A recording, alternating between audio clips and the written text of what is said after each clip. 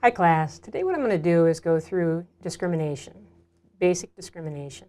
And what I want you to remember is the fact that we're only going to be talking about discrimination on the basis of the employer and the employee.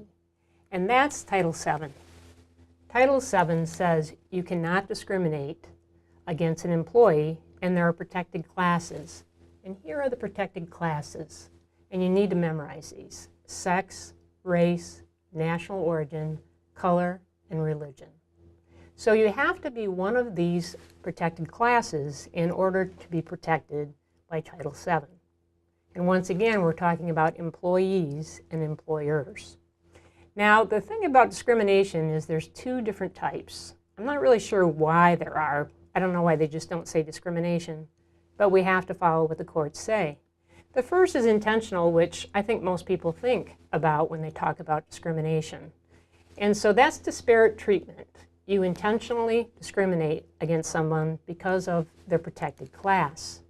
So I'm going to give you an example of that. Let's say you have a prison guard position, and it's a male prison, and what you want to do is you want to have only men as prison guards.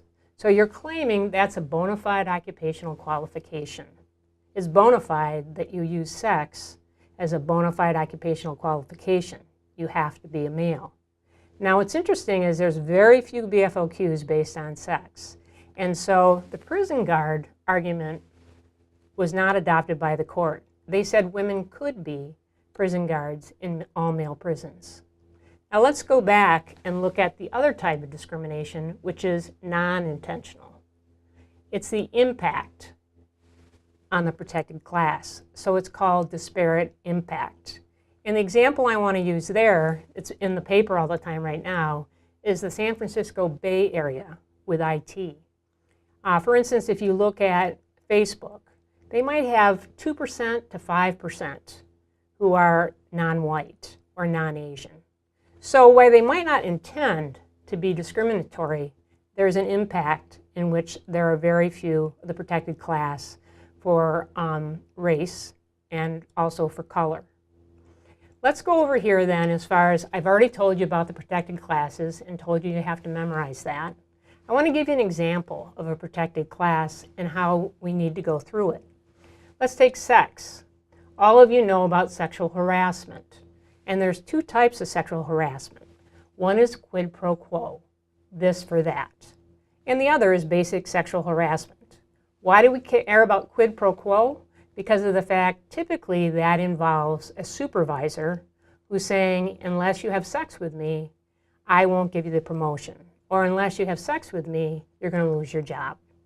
And with that, the employer is totally responsible for the agent, which is the supervisor.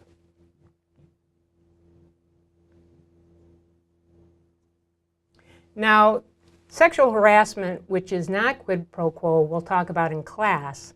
But what I want you to remember for right now is that with quid pro quo, this for that, if in fact they find that the supervisor is guilty of that, the employer is strictly liable, even if the employer didn't know about it. Now, some other types of sexual discrimination are stereotyping, where you think that a woman or a man should look a certain way. For instance, I can remember a client one time that never wanted men to wear earrings, but women were allowed to wear earrings. And I said to him, look, if you're allowing the women to wear them and not the man, what's the reason? It was a fire department. And so we decided they couldn't wear the earrings while going into the fire, but they could wear them around the firehouse. Why would you make a distinction between the two sexes? And the next thing I want you to think about is LGBT.